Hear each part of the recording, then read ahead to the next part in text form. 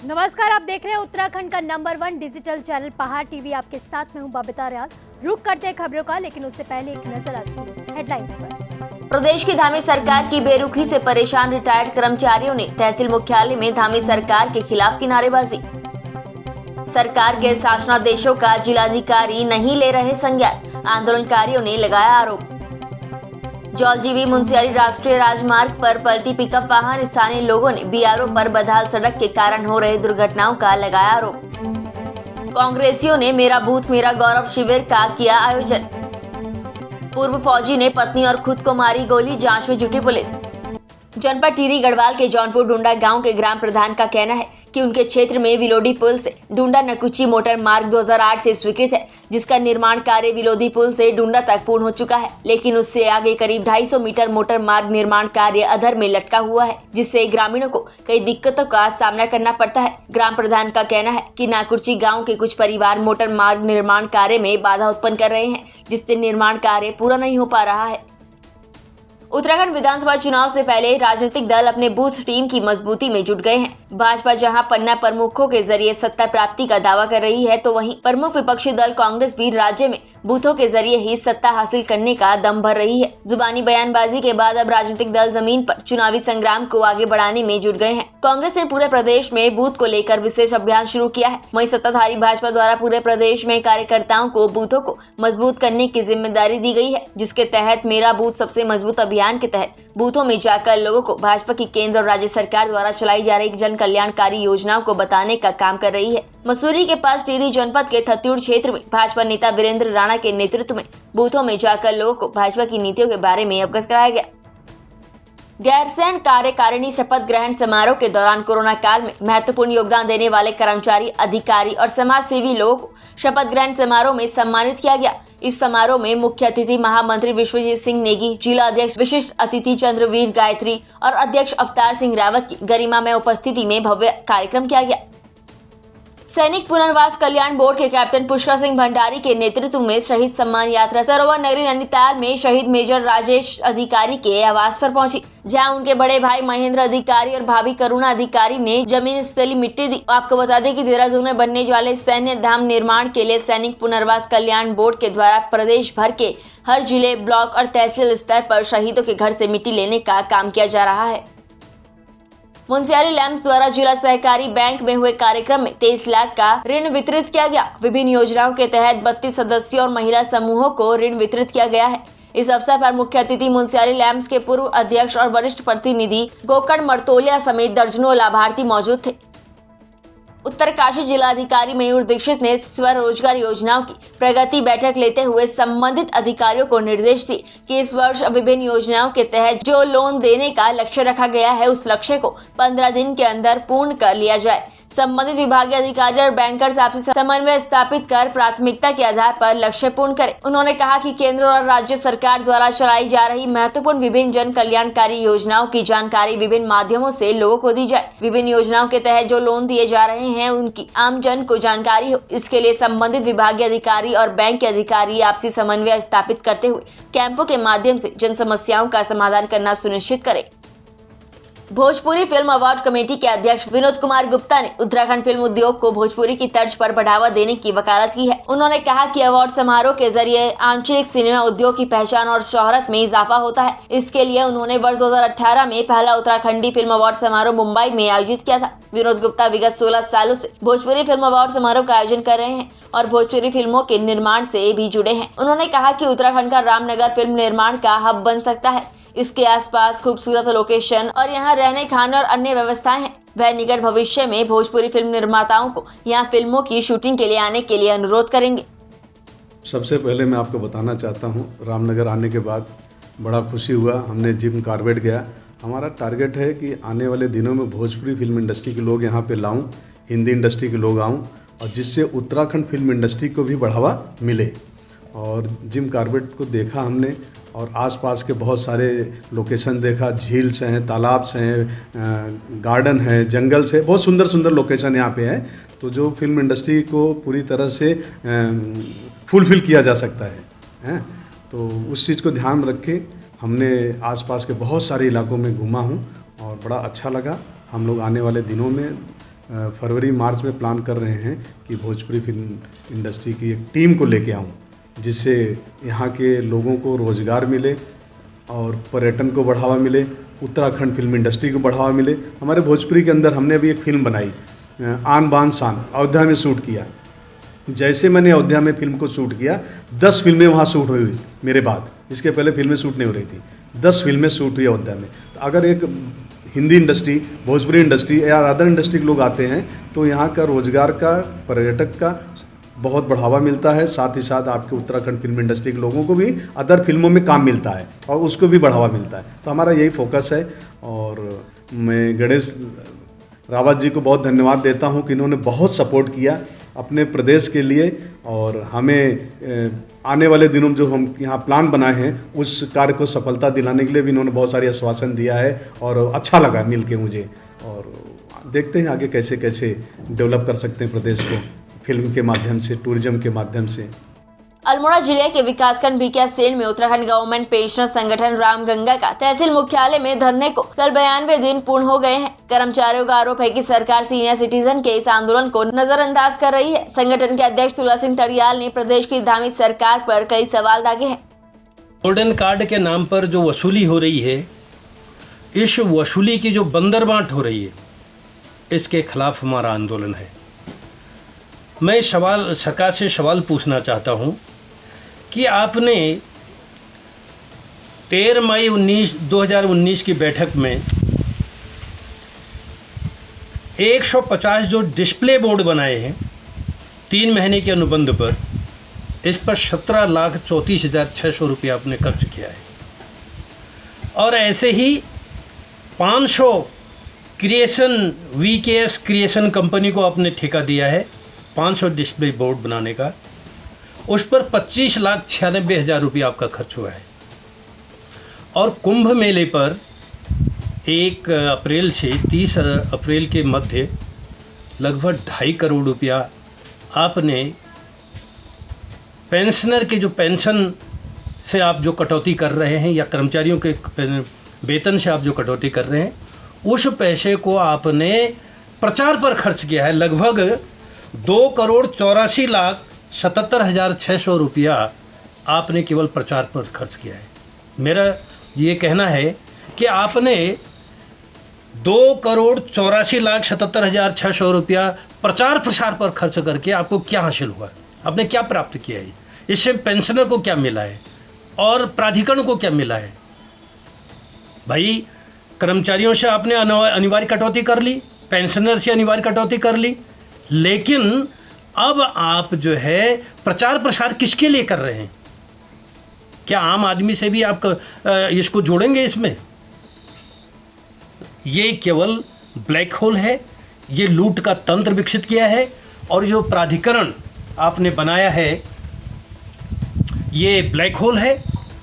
इसने इस प्राधिकरण का अब देख लीजिए, ये 2 फरवरी को, ये फरवरी में 5 फरवरी को आपने करीब 60 लाख रुपया, जब 1 वर्ष का समय आपका पूरा हो गया, एक समय सफल आयोजन के लिए 1 वर्ष के उसके जो आपने उसकी वो मनाई, तो उस पर 60 लाख रुपया खर्च किया। आखिर ये फिजूल खर्ची क्यों हो रही है? खानपुर के तितोला गांव में पुलिस ने छापा मार कर 120 लीटर तेल पकड़ा है, जिसके चलते पुलिस ने 2 लोगों के खिलाफ तेल चोरी के लिए मुकदमा दर्ज किया है। पुलिस के पहुंचने से पहले ही चालक टैंकर को लेकर फरार हो गया था। आपको बता दें कि तेल डिपो के पास एक पार्किंग में टैंकर से तेल चोरी किया जाता है। गाँव के लोगों ने बताया कि अग्निशमन की व्यवस्था न होने से हादसा होने की संभावना हर समय बनी रहती है। इससे पहले भी पुलिस तेल की चोरी के सैकड़ों मुकदमे दर्ज कर चुकी है। 2022 के विधानसभा चुनाव आते ही इसको लेकर सभी राजनीतिक दल सक्रिय हो चुके हैं। चुनावी दौर में ही बैठकों का सिलसिला शुरू हो चुका है। वहीं इस दौरान कांग्रेस की जिला पर्यवेक्षक रश्मि पवार के रानीखेत पहुंचने पर रानीखेत विधायक करण मेहरा सहित कांग्रेस कार्यकर्ताओं ने फूल मालाओं से उनका स्वागत किया। रानीखेत विधानसभा में कांग्रेस की जिला पर्यवेक्षक रश्मि पवार ने कांग्रेस कार्यकर्ताओं और नेताओं के साथ रानीखेत द्वाराहाट सल्ट की बैठक ली, जिसमें रानीखेत विधायक द्वाराहाट के पूर्व विधायक, सल्ट विधानसभा के कार्यकर्ता और विधानसभा चुनाव के दावेदार बैठक में मौजूद थे। पर्यवेक्षक रश्मि पवार ने कहा कि SICC ने उन्हें पर्यवेक्षक की जिम्मेदारी दी है और वे चुनाव के दौरान तीनों विधानसभाओं में रहकर कार्यकर्ताओं और कैंडिडेट्स के बीच सामंजस्य को बनाएगी। आए दिन विकासखंड मुंसियारी में दुर्घटनाओं के मामले थमने का नाम नहीं ले रहे हैं। जौलजीबी मुंसियारी राष्ट्रीय राजमार्ग पर मधुकोट से मुंसियारी की ओर आ रहे एक पिकअप वाहन केठी बैंड के समीप अनियंत्रित होकर रोड पर पलट गई। गनीमत रही कि कोई भी जान माल का नुकसान नहीं हुआ। पिकअप वाहन पलटने का कारण सड़क की स्थिति ठीक नहीं होने और खड़ी चढ़ाई होने का बताया जा रहा है। जौलजीबी मुंसियारी राष्ट्रीय राजमार्ग BRO के अधीन है, जिसमें मोटर मार्ग की हालत पूरी तरह खस्ता हाल है। आए दिन लगातार जौलजीबी मुंसियारी मोटर मार्ग पर दुर्घटनाओं के मामले सामने आ रहे हैं। बीते 2 दिन पूर्व में भी एक पिकअप वाहन केठी बैंड के पास खाई में जा गिरा था। सड़क की स्थिति ठीक नहीं होने और लगातार हो रही दुर्घटनाओं को लेकर स्थानीय लोगों ने BRO पर सड़क की सुधारीकरण नहीं करने का आरोप लगाया है। सरोवर नगरी नैनीताल के बलिया नाले में हो रहे भूस्खलन का उत्तराखंड उच्च न्यायालय में दायर जनहित याचिका पर सुनवाई की गई। मामले के अनुसार नैनीताल निवासी अधिवक्ता सैयद नदीम मून ने 2018 में उच्च न्यायालय में जनहित दायर कर कहा था कि नैनीताल के आधार कहे जाने वाले बलिया नाले में हो रहे भूस्खलन से नैनीताल और इसके आसपास रह रहे लोगों को बड़ा खतरा हो सकता है। नैनीताल के अस्तित्व और लोगों को बचाने के लिए इसमें हो रहे भूस्खलन को रोकने के लिए कोई ठोस कदम उपाय किया जाए ताकि क्षेत्र में हो रहे भूस्खलन को रोका जा सके। पूर्व के आदेश पर secretary disaster management SM Murugesan video conferencing के माध्यम से कोर्ट में पेश हुए। कोर्ट ने मामले को सुनने के बाद याचिकाकर्ता से कहा कि सेक्रेटरी द्वारा दायर शपथ पत्र पर वह अपना जवाब तथ्यों के साथ 3 सप्ताह में पेश करें। खंडपीठ ने अगली सुनवाई के लिए 29 दिसंबर की तिथि नियत की है। साथ ही सेक्रेटरी मैनेजमेंट से भी कोर्ट में उस दिन पेश होने को कहा है। प्रबंधन सचिव की आज पर्सनल अपीयरेंस थी, जिसमें वीडियो कॉन्फ्रेंसिंग के जरिए आपदा प्रबंधन सचिव मुरुगेशन साहब उपस्थित हुए और उन्होंने अपने द्वारा दाखिल जो एफिडेविट था उसको कोर्ट के सामने संज्ञान में लाए कि इन तिथियों में उन्होंने वहाँ पे बलिया नाले को ट्रीट करने के लिए जो remedial measures high power committee ने दिए थे उनमें ये काम किए हैं। उससे कोर्ट में जब मैंने ऑब्जेक्ट किया कि इतने कार्य जो हैं ये नहीं हो पाए हैं, तो कोर्ट ने कहा कि जितनी भी बात आपने कहनी है उसमें आप इसके रिस्पॉन्स में एक एफिडेविट दाखिल करें। उन्होंने मुझको 3 हफ्ते का समय दिया। उत्तराखंड राज्य आंदोलनकारी मोर्चा द्वारा तहसील परिसर में जोरदार नारेबाजी करते हुए राज्य आंदोलनकारियों के चिन्हीकरण के शासनादेशों की प्रतियां जलाकर जिला प्रशासन और राज्य सरकार के खिलाफ अपना रोष प्रकट किया। महेंद्र सिंह रावत ने रोष व्यक्त करते हुए कहा कि सरकार द्वारा राज्य आंदोलनकारियों के चिन्हीकरण का शासनादेश जारी हुआ था, लेकिन आज तक देहरादून से लेकर किसी भी जिले में एक भी चिन्हीकरण नहीं हुआ है। 10 वर्षों में ये पहली बार है कि जिला प्रशासन द्वारा राज्य आंदोलनकारियों के चिन्हीकरण की व्यवस्था को बहुत हल्के में लिया जा रहा है। आंदोलनकारियों की कमेटी को अधिकृत किया गया था, जिससे काफी लोग चिन्हित हुए, लेकिन अब जिलाधिकारी को संज्ञान लेना चाहिए कि क्या कारण है कि 5 मीटिंग के बाद भी आज तक कोई एक नाम की सूची जारी नहीं की गई। यदि सरकार और शासन द्वारा जल्द ही इसका निस्तारण नहीं किया गया तो यहाँ के स्थानीय विधायक पर और दबाव डाला जाएगा। 2021 को आंदोलनकारी चिन्हीकरण का शासनादेश गृह विभाग अनुभाग 8 से जारी हुआ था कि जितने भी लंबित प्रकरण हैं उन पे जल्दी से जल्दी कार्रवाई की जाए। पर पौड़ी प्रशासन पौड़ी यहाँ पे सोया पड़ा हुआ। भी 16-17 नवंबर को हमने वहाँ पे 2 दिन का धरना भी रखा था। जिलाधिकारी से हमारी वार्ता भी हुई थी। उन्होंने कहा हम जल्दी से जल्दी 3 दिन के अंदर, जो हमारा डेलीगेशन किया था कि 3 दिन के अंदर हम इस पर कार्रवाई शुरू कर देंगे। पर पौड़ी प्रशासन द्वारा अभी तक आज तक 24 तारीख का अल्टीमेटम दिया था, अभी तक कोई कार्रवाई नहीं की गई। यानी कि हम मुख्यमंत्री से बोलना चाह रहे हैं कि आपने क्या आंदोलनकारियों को बेवकूफ़ बनाने के लिए शासनादेश निकाला, जब आपके जिलाधिकारी यहाँ पे कोई काम करने को तैयार है। ना पौड़ी जिले में ना कोई कमेटी घोषित कर दी, जबकि देहरादून में 5 बैठकें भी कमेटी की हो चुकी हैं तब से। और पौड़ी इसी तरीके से, चाहे वो रुद्रप्रयाग हो, चमोली हो, पिथौरागढ़ हो, वहाँ पर कोई अभी तक जिलाधिकारी द्वारा कोई कार्रवाई नहीं है। तो हम चाहते हैं कि जल्दी से जल्दी कार्रवाई हो और हम आपके शासनादेश की प्रतियां इसलिए हम यहाँ पे जला रहे हैं कि आप तक संदेश पहुँचे कि आपने जो अधिकारी बैठा रखे हैं, या तो आपने उन्हें संदेश दे रखा है कि कोई काम नहीं करना, या तो आपके अधिकारी इतने निकम्मे हैं कि वो कोई काम नहीं करना चाहते। का ये सचिन है वाले, गीता बुढ़कोटी है, दिनेश मंजेड़ा है और भावने में मनोज ने थानी थी। सब हमारे साथ के, जिनको पेंशन में और भी बहुत थे।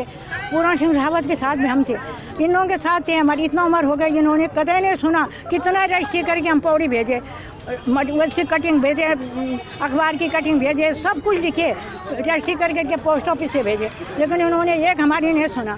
अब तो हम शुगर के मरीज हैं, साल रहेंगे 6 रहेंगे, उठ भी नहीं सकने पैसे, इन्होंने किसी की नहीं सुना। जो लोग रात दिन घर छोड़ के आए थे, ऐसा होना चाहिए, ऐसा होना चाहिए। बताइए हम लोग तो कितना दिन, हम तो बेटा अब रहेंगे नहीं, साल भर 6 महीने भी इनकी पेंसिल खाते हैं कि नहीं। और ये ऐसा हमको इतना सुधार है, इतना भूखे हो गए, ऐसा होना चाहिए। रात दिन घर छोड़ के आए माए, बच्चों को हमारे बड़े बड़े हो गए थे बच्चे, हम तो दौड़ दौड़ के आए। आप सोचो 85 ईयर्स उम्र हो गई मेरी, 1937 का जन्म है मेरा, और अब तो हम आ भी नहीं सक रहे हैं, पैरों में भी दर्द, आ भी नहीं सक रहे। ये सरकार क्या अमर रहेगी? क्या नाम है आपका? विद्यावती कोलनाला।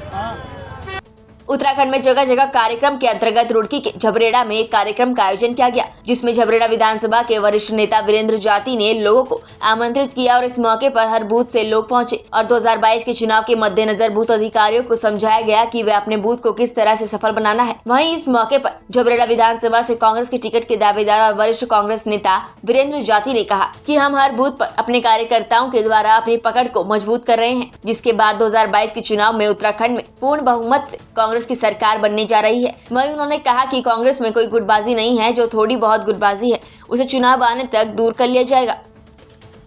पहाड़ टीवी में फिलहाल के लिए बस इतना ही। उत्तराखंड की बड़ी और तमाम खबरों के लिए आप देखते रहिए पहाड़ टीवी। नमस्कार। है बेखौफ उम्मीद का रंग,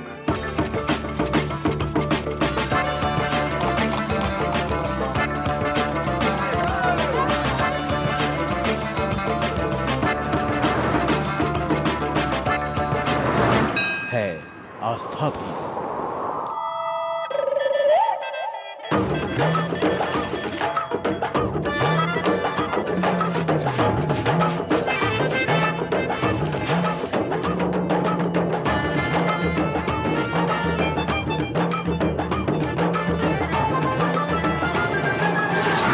ये है मेरा उत्तराखंड।